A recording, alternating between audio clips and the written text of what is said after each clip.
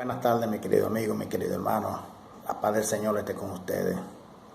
Traigo una explicación sobre el pecado de Pablo.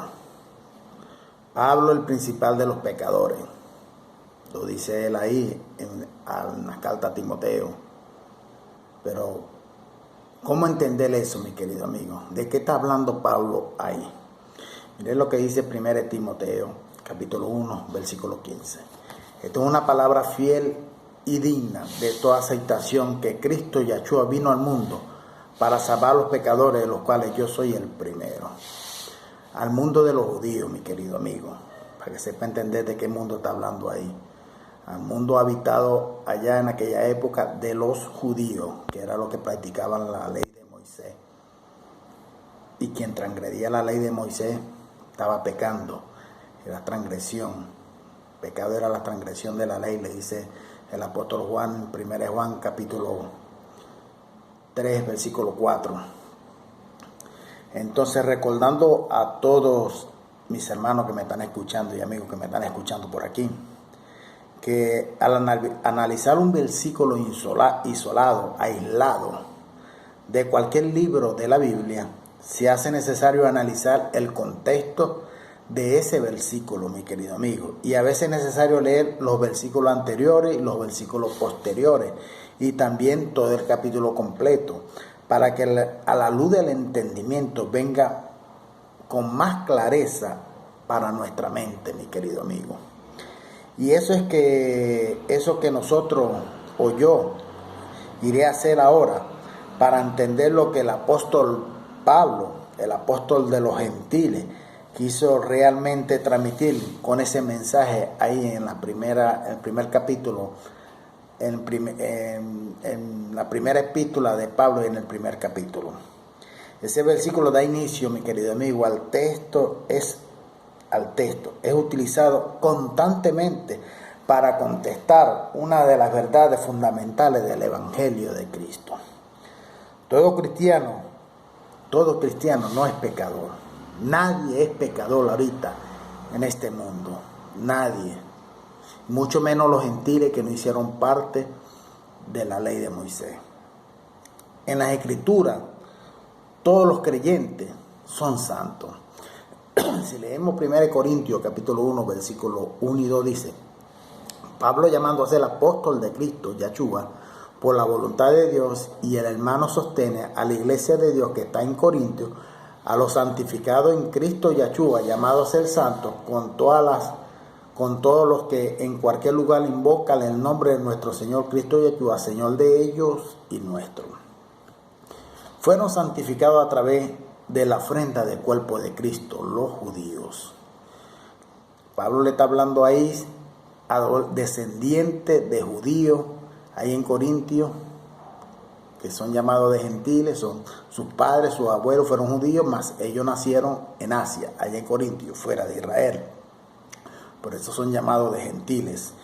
1 Corintios capítulo 6, versículo 11 dice: y esto eras algunos, mas ya habéis sido lavados, ya habéis sido santificados, ya habéis sido justificados en el nombre del Señor Yahshua y por el Espíritu de nuestro Dios. Hebreos capítulo 10, versículos 10 y 14, dice así, el 10, en la cual voluntad hemos sido santificados mediante la ofrenda del cuerpo de Cristo Yahshua, de Cristo Yahshua, hecho una vez para siempre. Versículo 14 dice: porque por una sola ofrenda has hecho perfecto para siempre a los que son santificados. Cristo es nuestra sanidad. 1 Corintios 1:30 dice: mas por obra suya estáis vosotros en Cristo Yahshua, el cual no ha sido hecho de parte de Dios sabiduría, justificación, santificación y redención. ¿Y por qué estamos en Cristo? Ligados y unidos a Yahshua en espíritu. Somos completos, somos santos. Colosenses capítulo 2, versículos 19 y 20 dice: no haciéndose de la cabeza en virtud de que en todo el cuerpo, nutrido y bien trabado por la juntura y ligamento, crece con el crecimiento que da Dios. Pues si habéis muerto con Cristo a los principios elementales del mundo, ¿por qué somos si vivieseis en el mundo, os sometéis a precepto? Cuando ya habla de mundo, habla del mundo religioso, del mundo de los rituales, de las ceremoniales judaicos. De ese mundo está hablando, donde hay muchos preceptos, muchos dogmas. Entonces, están como explicar ese versículo de 1 Timoteo 1:15. Debemos considerar el contexto del versículo, mi querido amigo. A pesar de que yo haya sido un blasfemiador, dice Pablo, a pesar de que yo haya sido un blasfemiador, un perseguidor y un hombre insolente, lo dice ahí en 1 Timoteo capítulo 1, versículo 13. Él dice, a pesar de que yo haya sido blasfemiador y un perseguidor y un hombre insolente. Pablo también al afirmar ser el peor de los pecadores. Pablo estaba hablando de que ese contexto se refería a que al pasado de Pablo. Pablo no está hablando de su presente, Pablo está hablando de su pasado. Pero eso tiene que aprender a leer la escritura y analizarla mejor, mi querido amigo.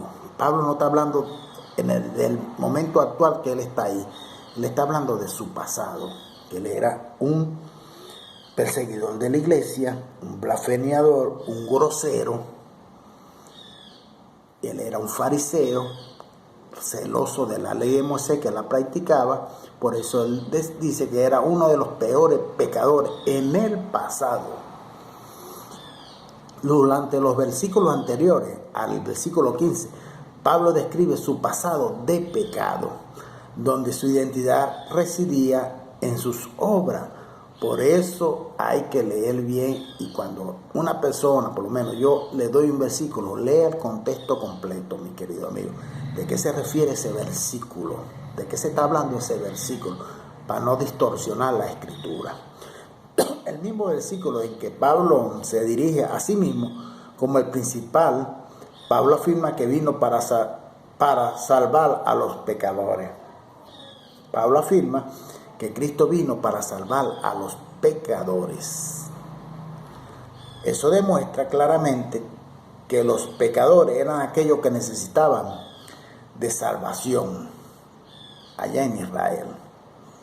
Y los descendientes de los judíos, las 12 tribus que estaban esparcidas por aquel mundo habitado en aquella época, que practicaban la ley de Moisés, porque era su cultura. Desde que nacieron fueron enseñados con esa cultura, con esa costumbre, y a practicar la ley de Moisés. Entonces, aquellos que no disfrutaban de una ligación con Cristo y así no eran santos, mi querido amigo, claramente Pablo se está refiriendo a su pasado ahí, en ese versículo y en ese capítulo completo. El versículo 16, Pablo declara ahí en 1 Timoteo, capítulo 1, versículo 16. Pero por este fui recibido a misericordia, para que Cristo Yahshua mostrase en mí el primero de toda su paciencia, para ejemplo de lo que habrían de creer en él para vida eterna. Pablo declara que él es un ejemplo. ¿De qué Pablo es un ejemplo? De pecadores que fueron alcanzados y salvos por la gracia de Dios, por la misericordia de Dios, de gracia, de gratis, por misericordia, una gracia inmerecida. Pablo fue alcanzado. Eso, él se coloca como un ejemplo. O sea, el pasado de Pablo sirve como testimonio, mi querido amigo, de la operación de Dios. Pablo no está tratando de su actual momento ahí en ese versículo, más trayendo a sus lectores. Pablo está trayendo a sus lectores detalles de su identidad antes de estar en Cristo, cuando era perseguidor de la iglesia de Cristo, cuando era perseguidor de personas cristianas. De día en día y de gloria en gloria vamos caminando juntos, mi querido amigo, y creciendo con el conocimiento de ese mensaje libertador y transformador de vida del Evangelio de la gracia de Dios. Yo congregué mucho tiempo en la religión evangélica, para ser más específico. Esa empresa decían que las otras religiones eran falsas, y así las otras decían que esa era falsa, y toditos tenían razón. Todas ellas son falsas.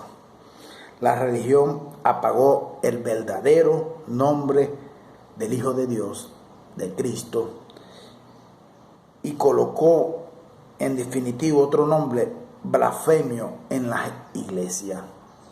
Cuando hablo de iglesia hablo de personas, en las iglesias. Otro nombre blasfemio. Dios, que viene de Zeus. Baal en hebraico es Señor. Jesús, que es Tamuz, Dios Sol. Jesús, que significa, esto es puerco. El puerco era la principal ofrenda a Zeus, griego, y Júpiter, romano. Tamuz siempre fue representado por la cruz o tau de Francisco de Asís. Mire lo que dice Jeremías, la profecía de Jeremías, que vemos que se ha cumplido completamente. Desde el pasado hasta ahora se ha cumplido completamente. Jeremías 11:19 dice: yo era como cordero manso que lleva a degollar, pues no entendía que tramaban maquinaciones contra mí, diciendo: destruyamos el árbol con su fruto y cortémoslo de la tierra de los vivientes, para que no haya más memoria de su nombre. ¿Está viendo esa profecía de Jeremías? Que ya se cumplió. Desde hace siglos atrás, el verdadero nombre de Cristo fue borrado de la mente de las personas, fue borrado de la tierra de los vivientes. Y ahora con esta tecnología, a través de la misericordia de Dios y la sabiduría, ha salido el verdadero nombre de Cristo. El verdadero nombre del Hijo de Dios no es Jesús. Jesús es un puerco adorado allá en Roma, quien inventó la Biblia, quien distorsionó toda la escritura, y pues siguieron las demás religiones, pegaron la misma Biblia católica y empezaron a distorsionarla, a añadirle, a quitarle cosas para darle sentido a sus propias doctrinas, mi querido amigo. El nombre del Hijo de Dios no es Jesús, como lo inventó la Iglesia Católica, y después la Iglesia Evangélica siguieron con la misma mentira, la misma herejía, la misma porquería inventada por ellos. El nombre del Hijo de Dios es Yahushua en hebreo. Ni siquiera Yahushua, traducido en latín, después al español, a portugués, en inglés, es Jesús. Ni siquiera, mi querido amigo. Por eso yo le digo que investigue. Ezequiel, capítulo 8, versículo 14 y el versículo 16 dice así, el 14. Y me llevó a la entrada de la puerta de la casa de Yahweh, que está al norte, y he aquí las mujeres que estaban allí sentadas, endechando a Tamuz. Tamuz es el dios sol, mi querido amigo. A Tamuz estaban de rodillas, agachadas, adorando al dios sol. El versículo 16 dice: y me llevó al atrio interior de la casa de Yahweh. Y aquí junto a la entrada del templo de Yahweh, entre el vestíbulo y el altar, había unos 25 varones, con la espalda vuelta al templo de Yahweh y los rostros hacia el oriente, y adoraban al sol. Estaban adorando a Tamuz, al tal Jesús ese, al tal puerco ese, postrándose hacia el oriente, en el mismo templo de Jerusalén, mi querido mío, en la misma casa de Dios en el antiguo pacto. Estaban adorando al dios sol, al Tamuz. Y eso viene tras siglo,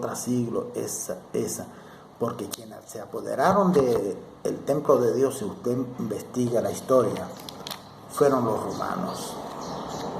Cuando se apoderaron de Israel y colocaron los sacerdotes que tenían que colocar, los propios romanos lo colocaron con amenazas y esas cosas. Y ahí en el templo de Jerusalén adoraban a Tamuz, al dios sol, a ese tal puerco. Entonces por eso yo le digo investigue, que sí, porque ahora tenemos una tecnología muy buena que es el internet. Cada uno tiene, hasta la persona más pobre, más miserable, tiene un celular en la mano con internet, tiene un tablet, tienen una computadora y es bueno investigar. Ese Jesús es un puerco adorado por los romanos y lo introdujo a través de la católica romana y la evangélica y las demás denominaciones, adventistas, bautistas, testigos de Jehová y esas cosas, pegaron la misma doctrina, pero la transformaron en otra forma para darle sentido a su doctrina, pero pegaron lo mismo, rituales, ceremoniales, todas esas cosas de la católica. Cambiaron todos los nombres, mi querido amigo, cambiaron todos los nombres de las escrituras y lo colocaron nombres iberoamericanos, 95% de los nombres que están ahí en la llamada Biblia sagrada, esa que de sagrada no tiene nada. Gracias y paz para cada uno de ustedes. Reflexione, piense, investigue, no se deje engañar por ninguna religión, no se deje guiar por ningún hombre, porque usted es morada del Espíritu de Dios. Usted es guiado por el Espíritu de Dios, mi querido amigo. Gracias y paz.